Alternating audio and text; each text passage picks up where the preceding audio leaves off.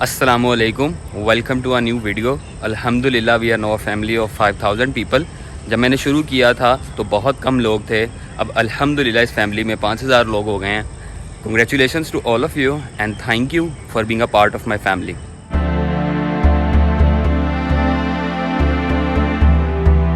This video is a 5000 special Q&A video. मैंने YouTube के ऊपर कहा था कि मेरे से सवाल पूछें या कोई ऐसी बात पूछें जो मेरे बारे में जानना चाहते हैं।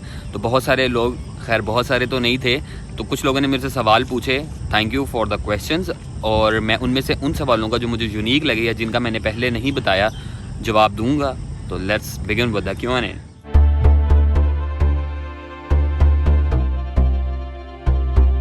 तो पहला सवाल हमसे किसी ने पूछा है, When I see the behavior of patients toward doctor working 24/7 and their pay, I get demotivated. Please motivate me and do these things matter or not? सबसे पहली बात तो ये कि you have raised a valid point. ये बिल्कुल ऐसा ही होता है कि बहुत सारे पेशेंट्स जो होते हैं वो आपसे बहुत अच्छी तरीके से बात करते हैं, बहुत सारे पेशेंट्स जो होते हैं वो आपसे अच्छी तरीके से बात नहीं करते हैं। तो बेसिक डिफरेंस क्या होता है उन पेशेंट्स में जो आपसे अच्छी तरीके से बात करते हैं और जो आपसे अच्छे तरीके से बात नहीं करते हैं? बेसिक डिफरेंस आपके अपने एटीट्यूड में होता है। अगर आप पेशेंट को टाइम देते हैं, अच्छी तरह देखते हैं, उसका ख्याल रखते हैं, तो पेशेंट जिस तरह का भी हो वो आपको हमेशा अच्छे अल्फाज में ही याद करता है। तो मेरा नहीं ख्याल इसमें कोई डीमोटिवेट होने वाली बात है। आपको मोटिवेटेड रहना चाहिए, आपको अपने ऊपर काम करना चाहिए। आप एक ऐसा नेचर डेवलप करें जिसमें एम्पैथी हो, तो पेशेंट्स विल लव यू।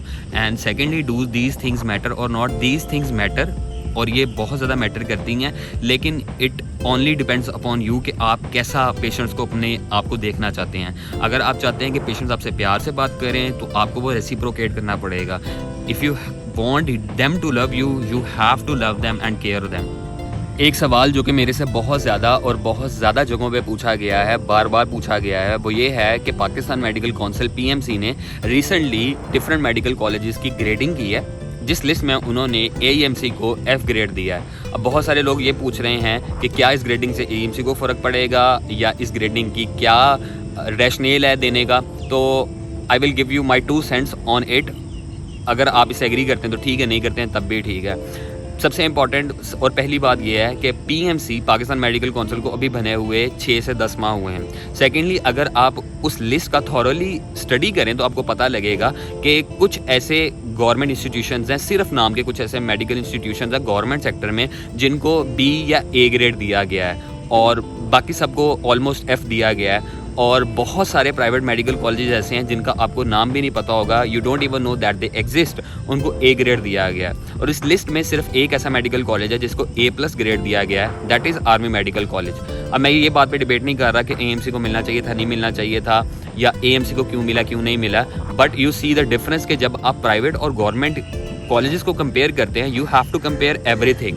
आप इंफ्रास्ट्रक्चर कंपेयर करते हैं, आप फैकल्टी कंपेयर करते हैं, आप अटैच हॉस्पिटल्स कंपेयर करते हैं। प्राइवेट कॉलेजेस के जो बच्चे हैं, they do their internship in government colleges या गवर्नमेंट हॉस्पिटल्स विदाउट एनी पे, क्योंकि वहाँ पे पेशेंट एक्सपोजर नहीं है, उनको पेशेंट देखने को नहीं मिलता। तो वो यहाँ पे आके बगैर किसी पे के 24-24 घंटे की एमरजेंसियाँ करते हैं, 7 दिनों की वार्ड भी कॉल करते हैं। लेकिन PMC इन सब चीज़ों से दूर है, PMC को रियलिटीज़ का नहीं पता है। तो when you compare the things on reality, तो AMC doesn't deserve to get a F।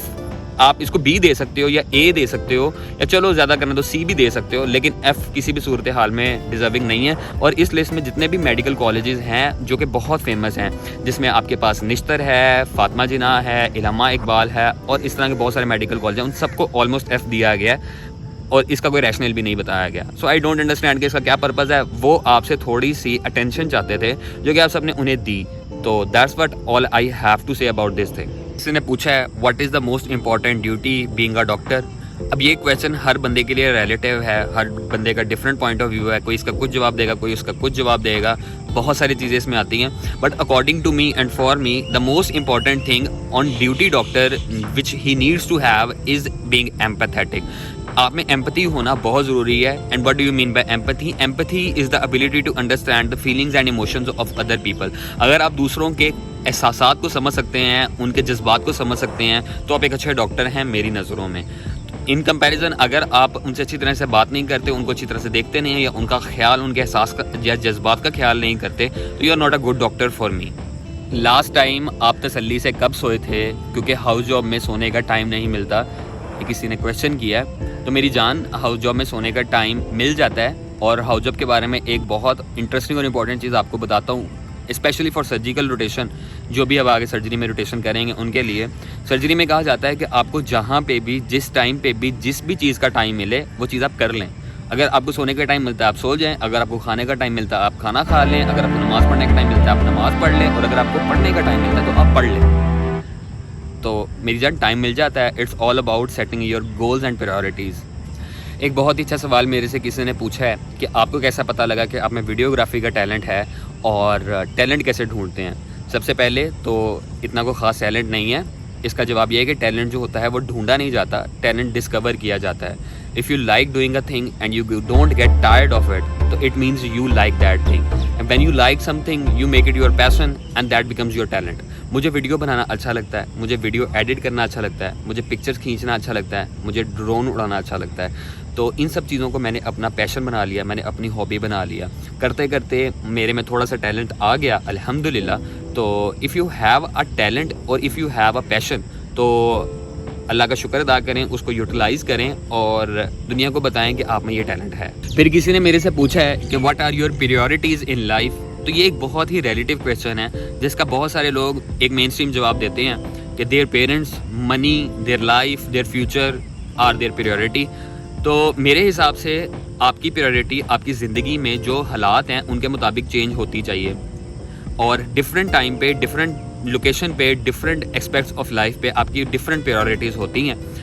तो मैं अब ये नहीं कहूँगा कि मेरी ये सब प्रायोरिटीज़ नहीं है, these all are my priorities. लेकिन इस टाइम पे मेरे लिए जो भी चीज़ मुझे खुशी दे रही है और जो भी चीज़ मुझे हौसला और तसल्ली दे रही है वो मेरे लिए प्रायोरिटी है। लो जी, आखिरी और सबसे इंटरटेनिंग और इंटरेस्टिंग सवाल, शादी कब हो रही है? Question mark. हा। मतलब एक सवाल पूछा है कि शादी कब हो रही है और फिर दूसरा रिएक्शन भी दे दिया हा। क्या मतलब, क्या मेरी शादी नहीं हो सकती? मुझे शादी करना मन है, या मुझे शादी से क्या ऐसा है कि आपको ये सवाल पूछते हुए हंसी आ गई? भाई साहब, शादी हो जाएगी इंशाल्लाह, और जब होगी तब आपको बता देंगे या आपको दिखा देंगे।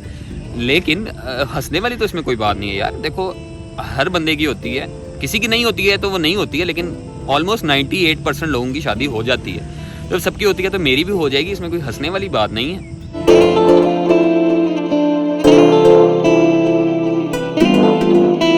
I hope you like the video, you enjoyed the questions, you enjoyed the answers. अपना ख्याल रखिएगा, दुआओं में याद रखिएगा, अपने इर्द गिर्द लोगों का ख्याल रखिएगा, खुशियाँ बांटिएगा। आपसे मुलाकात होगी अगली वीडियो में, तब तक के लिए अल्लाह हाफिज़।